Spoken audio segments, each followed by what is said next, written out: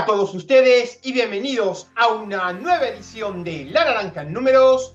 Les habla como todas las semanas Matías Barbat, más conocido como Hubstats. Y aquí estamos, como siempre, trayéndoles a todos ustedes lo mejor de las estadísticas, el análisis, los datos y en definitiva los números de nuestro amado deporte de la naranja. Y en este, nuestro último programa del año, nuestro programa número 300, les vamos a traer dos historias de nuestro amigo vasco Oscar Villares, @0308Oscar, pero que eso lo vamos a dejar para los 3 siguientes cuartos del programa. Vamos a hablar acerca de Hakeem Olajuwon cuando estaba en high school en el segundo cuarto, y en toda la segunda mitad vamos a contarles acerca del tormento que tuvo que padecer Jerry West, el logotipo, con respecto a esa atormentada infancia que tuvo que vivir y esos problemas que tuvo que superar para ser la estrella de la NBA que llegó a ser. Pero bueno, vamos entonces con el primer cuarto. La NBA confirma un nuevo formato para el Juego de las Estrellas, para el All-Star Game. Un torneo con 4 equipos y un total de 3 partidos. Va a reemplazar el torneo tradicional del fin de semana de las estrellas. Esto es una nota de Eurohoops.net.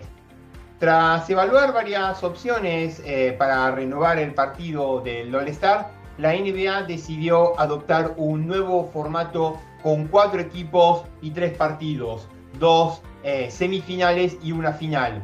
El nuevo partido con los mejores jugadores de la liga contará con un mini torneo con 2 partidos en las semifinales. Los ganadores avanzarán a la final y entonces se van a organizar un tercer partido. El equipo que alcance o supere los 40 puntos va a ganar cada enfrentamiento. Los 24 All-Stars, 12 por conferencia, van a seguir siendo los mismos, pero se van a dividir en 3 de los 4 equipos participantes. El cuarto equipo del mini torneo será el ganador del Castrol Rising Stars. Cada equipo entonces tendrá 8 jugadores y será nombrado por un analista de la NBA de TNT. Las 24 selecciones del Juego de las Estrellas de la NBA se dividirán equitativamente en 3 equipos y las listas serán seleccionadas por los comentaristas de Inside the NBA de TNT, ni más ni menos que Charles Barkley, Shaquille O'Neal y Kenny Smith. Los 3 analistas harán sus respectivas selecciones para el equipo Chuck por Charles Barkley, el equipo Shaq por Shaquille O'Neal y el equipo Kenny por Kenny Smith, en vivo por TNT en el draft de las estrellas de la NBA, que se va a llevar a cabo el jueves 6 de febrero, justo antes de la doble jornada de la cadena de esa noche.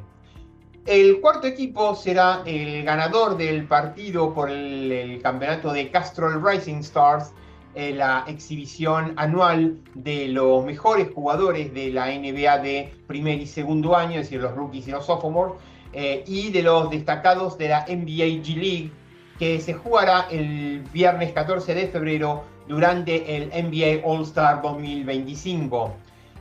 Candace Parker, la exjugadora de la WNBA, leyenda de la WNBA, hoy en día también analista de TNT, será la, entre comillas, entrenadora honoraria del campeón del Castrol Rising Stars, conocido como Team Candace. El proceso de votación para determinar los 24 All-Stars de la NBA va a seguir siendo el mismo. Los 5 jugadores honrados como titulares en cada conferencia serán seleccionados por los hinchas, por los aficionados, los fanáticos, que tendrán el 50% del volumen total de los votos. Los jugadores actuales de la NBA, 25%, y los periodistas, el restante 25%. Los 7 jugadores suplentes, reservas en cada conferencia, serán seleccionados por los entrenadores principales de la NBA. Los 4 entrenadores principales del partido saldrán de los equipos con el mejor balance de temporada regular en cada conferencia hasta los partidos que se jueguen el domingo 2 de febrero.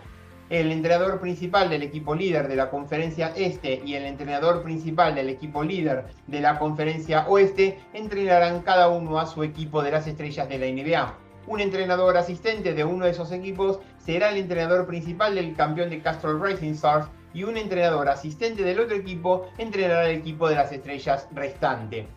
Los 4 equipos que participan entonces en esta versión nueva, inédita, ¿no? Del All-Star Game, competirán por un premio de $1.800.000 y cada jugador del equipo ganador del campeonato va a recibir un premio de $125.000. Cada jugador del equipo que quede en segundo lugar, $50.000, y cada jugador del equipo que quede en tercer y cuarto lugar, todos los jugadores del equipo semifinalista, va a recibir $25.000 cada uno.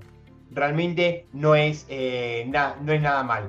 En fin, que llegamos de esta manera al fin del primer cuarto del programa. No se vayan, que llegamos con más La Naranja en Números.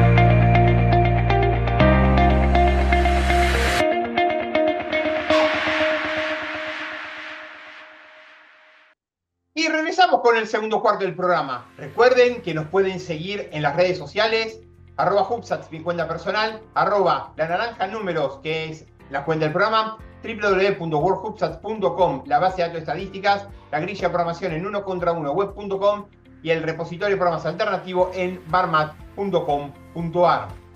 Y como les tenía prometido, acaba la primera de las 2 historias que les traigo, cortesía de Oscar Villares, @0308Oscar, redirigiendo al joven Hakeem Olajuwon,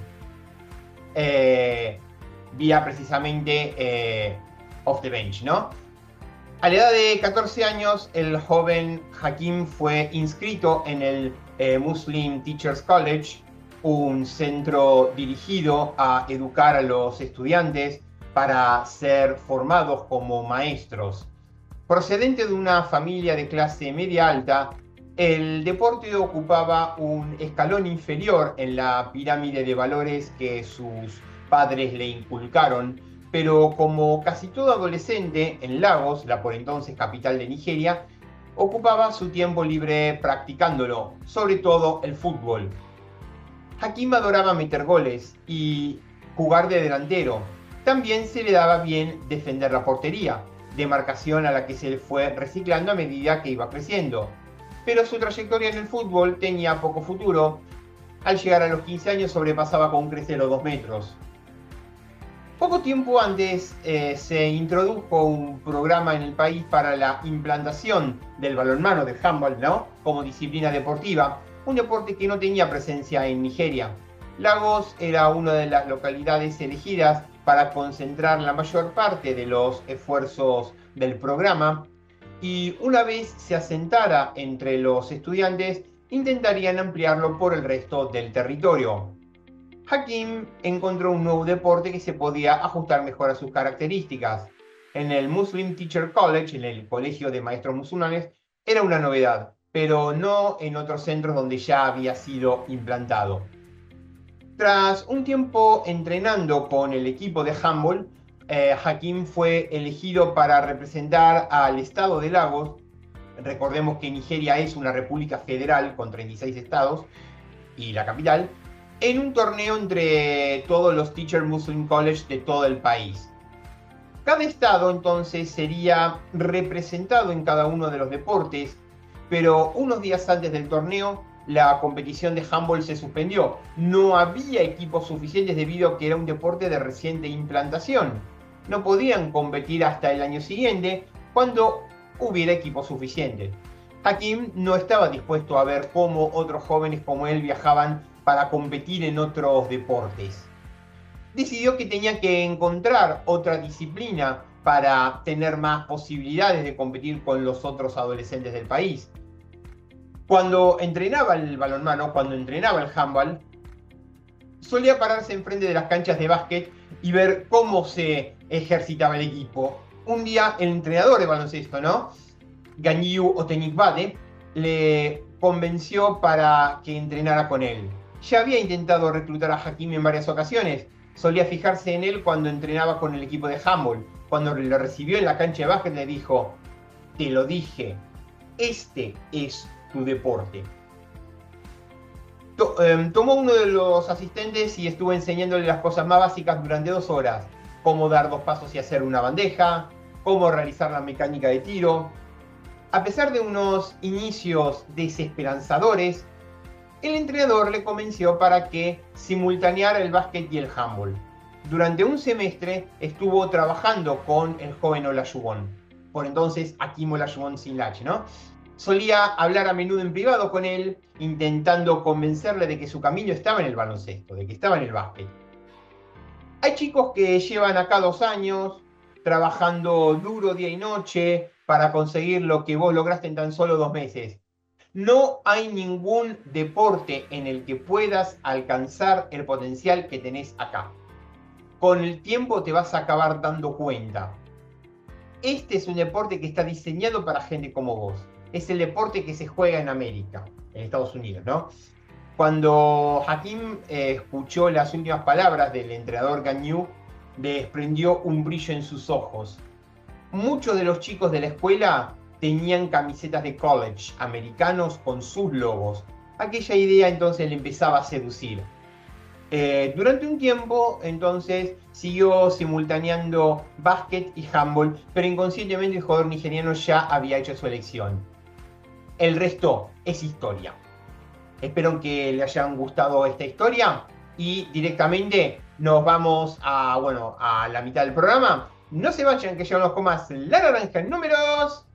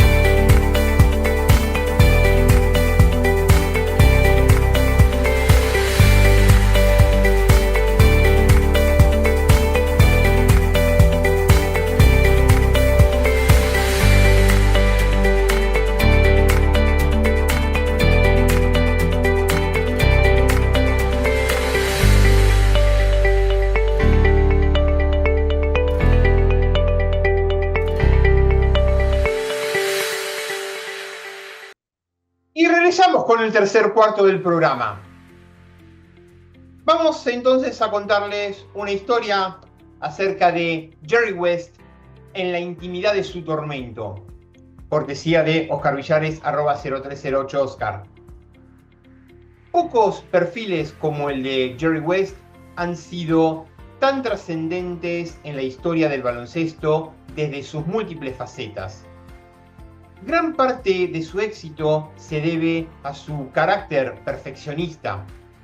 West era un tipo que encontraba alivio a una atormentada existencia en hábitos y rutinas casi obsesivas.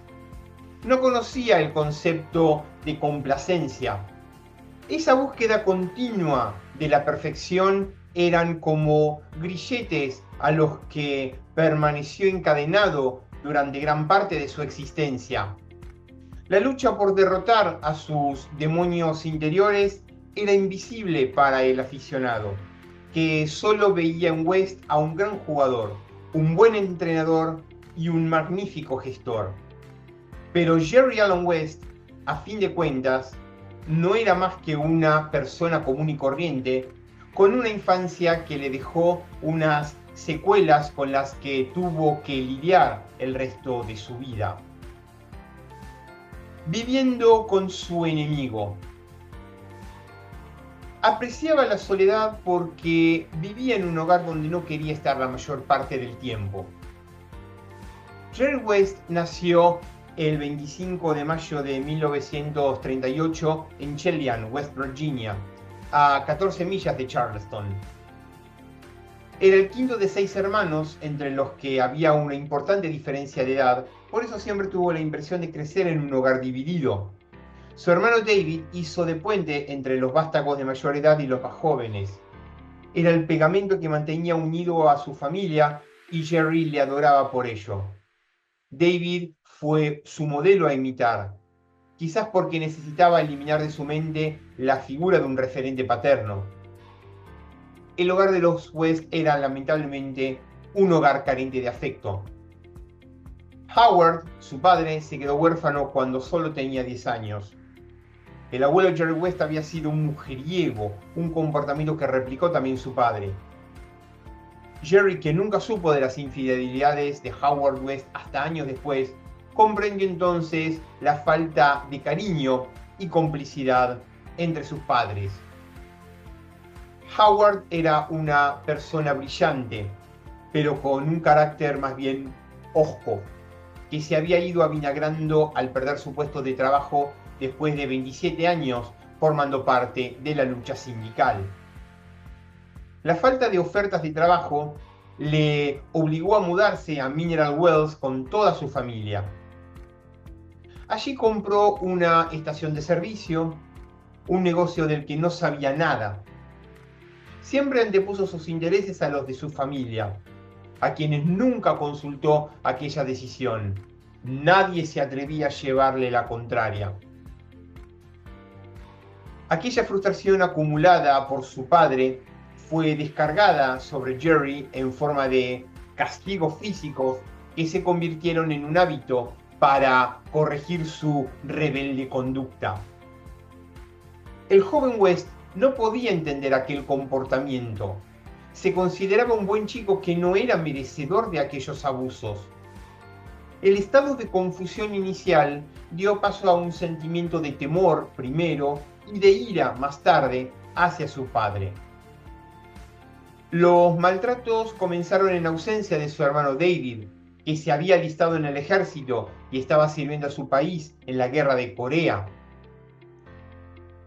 Para Jerry fue un infierno por partida doble soportar el castigo físico y asimilar la ausencia de David. La gota que colmó el vaso tuvo lugar en esa época de infame recuerdo para él. Apenas entraba dinero en el hogar de los West como consecuencia de las huelgas del sector minero en el que Howard trabajaba como electricista para la compañía Ogilvy Norton. La situación era tan desesperada que llegaron a comer la misma sopa de verduras durante una semana seguida. Jerry, harto de ingerir aquel caldo al que añadían agua cada mañana para poder comer otro día, se negó a probar ni un sorbo más. Ante su negativa, Howard llevó a su hijo y, en palabras del propio Jerry West, recibí la paliza más espantosa de mi vida. A partir de ese entonces, se prometió que jamás permitiría a su padre que lo golpeara otra vez. Tenía que defenderse a sí mismo ante la inacción de una madre que bastante tenía con sus propios traumas. Un día se armó de valor y respondió a un golpe de su padre gritándole que nunca más le pusiera la mano encima. Tengo una escopeta debajo de mi cama y no dudaré en usarla. La actitud hacia su padre se volvió cada vez más desafiante, como si quisiera provocar un enfrentamiento entre ellos cada vez que le ordenaba algo. Aquella escopeta acompañó a Jerry West durante toda su adolescencia y por su cabeza no solo rondó la idea de usarla contra Howard West, sino de usarla contra sí mismo. Perfeccionismo obsesivo. Una de las cosas que le hacían mantenerse firme ante aquella situación eran las cartas que recibía de su hermano David desde Corea y la esperanza de reunirse pronto con él. Tenía 12 años cuando comenzó a jugar al básquet en séptimo grado en Jillian Junior High. No destacaba por ser un buen jugador, todo lo contrario, apenas jugó 1 o 2 partidos en todo el año. Tampoco parecía importarle más que una pasión. El baloncesto era una excusa para estar fuera de casa el mayor tiempo posible, atendiendo sus propios asuntos. Desconocía entonces la desagradable sorpresa que le tenía reservado el destino. En junio de 1951 recibió la noticia del fallecimiento de su hermano. Se suponía que debía estar de regreso unos meses antes, pero había sido congelado en el servicio después de que las tropas de la ONU y de Estados Unidos perdieran el control de Seúl a mano de los ejércitos chino y norcoreano. La muerte de David fue un golpe devastador para él. Jerry West convirtió el baloncesto en su refugio, aquel donde podía aislarse de todas las emociones negativas a su alrededor. Desarrolló la capacidad de evadirse de cualquier estímulo externo hasta límites insospechados y lo trasladó a una cancha de baloncesto. De ahí su gran rendimiento en los últimos instantes de los partidos y su más que merecido apodo, Mr. Clutch. También cultivó una obsesión por alcanzar la perfección en todas y cada una de las facetas de su vida. En aquellos veranos de su adolescencia solía realizar pequeñas tareas para sus vecinos con el objeto de ganarse unos dólares extra. Si cortaba el césped, no quedaba ni una sola hierba más alta que otra. Si cavaba una pequeña zanja, la realizaba con una forma geométrica casi perfecta. Esa fijación por la excelencia le ocasionó tantos éxitos a nivel deportivo como problemas a nivel personal. Necesitaba mantener los estándares más altos en todo lo que hacía y supeditaba su valor personal única y exclusivamente a la habilidad para conseguir esos estándares. Como consecuencia de esto, sufrió la frustración de no ver nunca sus metas alcanzadas. Nada era lo suficientemente bueno. Adquirió el hábito de aislarse de su entorno, afectando a sus relaciones personales. No solo se exigía a sí mismo, también demandaba el mismo nivel de exigencia a los que le rodeaban, algo que el propio Jerry West acabó reconociendo como una conducta nociva e injusta. En fin, que llegamos al final del tercer cuarto del programa. No se vayan, que ya hablamos con más La Naranja en Números.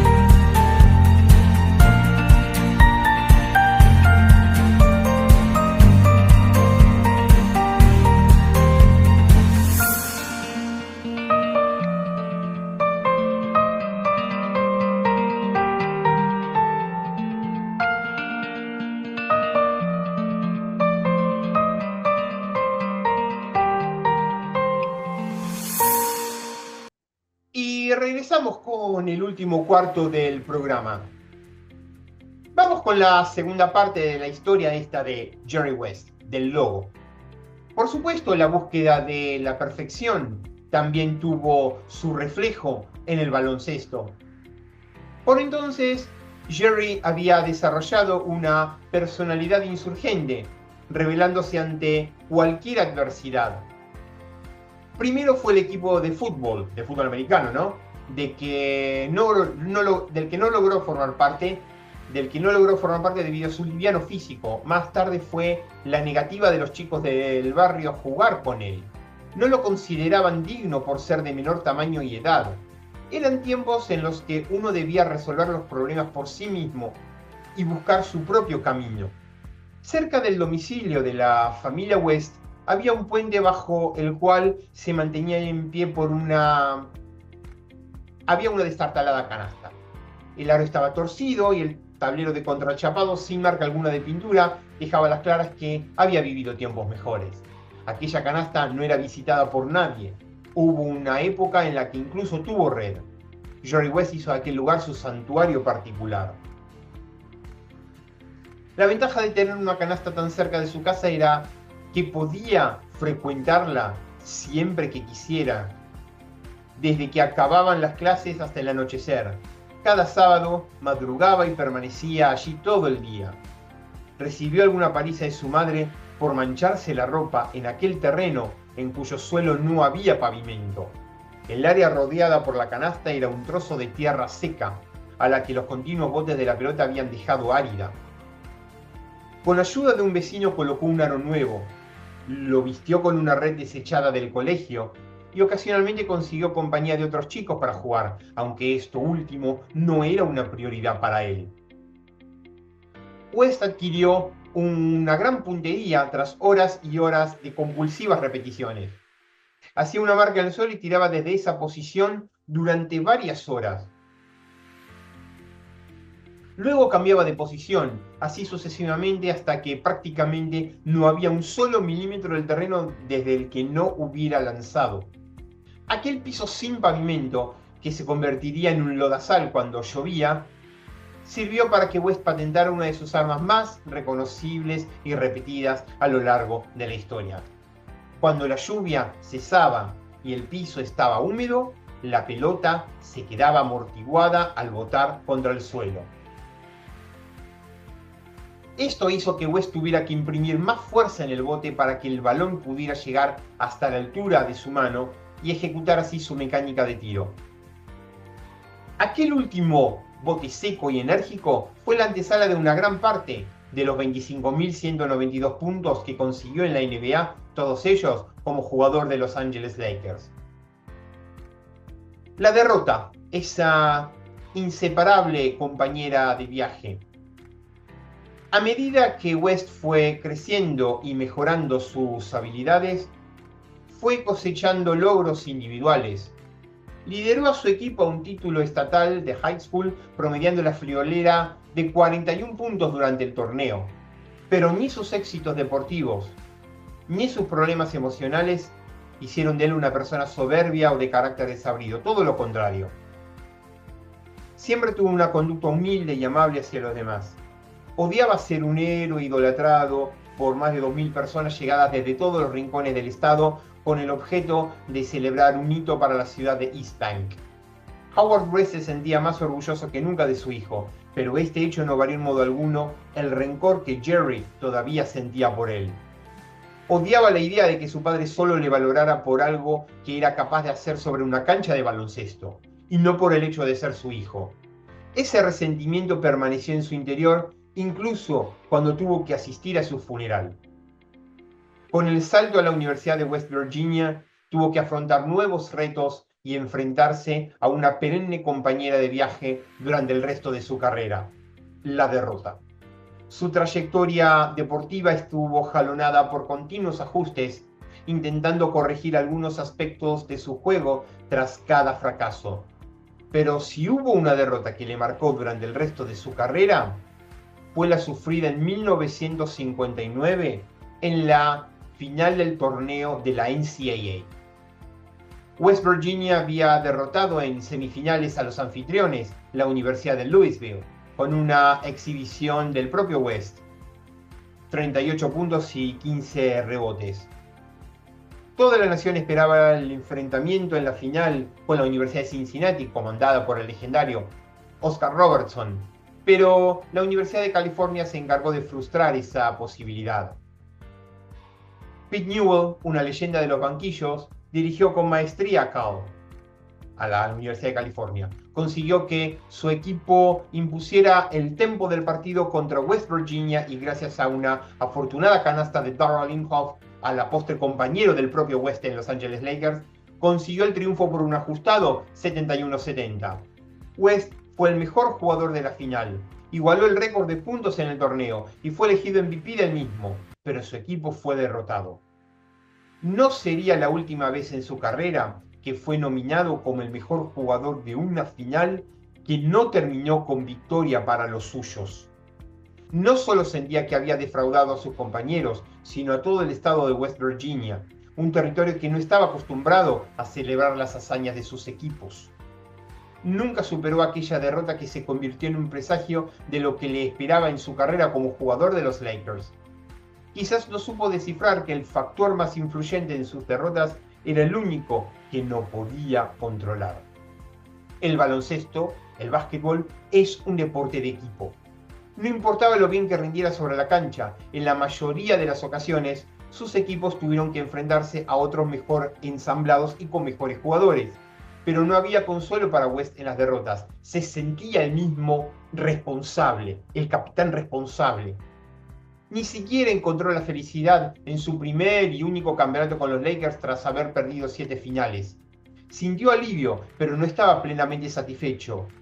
Al fin y al cabo jugó los peores playoffs de su carrera. Ese espíritu autocrítico, nacido de los traumas de su infancia, fue la causa de una gran depresión que arrastró durante muchos años. A pesar de ser considerado por una parte de la sociedad norteamericana el hijo predilecto de América, el hijo predilecto de Estados Unidos, por su imagen y carrera como deportista, llevó una vida desdichada de forma estoica en el más absoluto de sus silencios. En fin, que de esta forma terminamos con el programa número 300, el último de nuestra 6ª temporada. Nos pueden seguir en las redes sociales, @Hoopstats, mi cuenta personal, @naranjanúmeros, que es la cuenta del programa, www.worldhoopstats.com, la base de estadísticas, la grilla de programación en 1contra1web.com y el repositorio alternativo de programas en barmat.com.ar. Será hasta la temporada que viene, hasta el 11 de enero del año que viene, con más La Naranja Números. Eso sí, felices fiestas y un próspero año nuevo. Chau, nos vemos entonces hasta el año que viene con más La Naranja Números.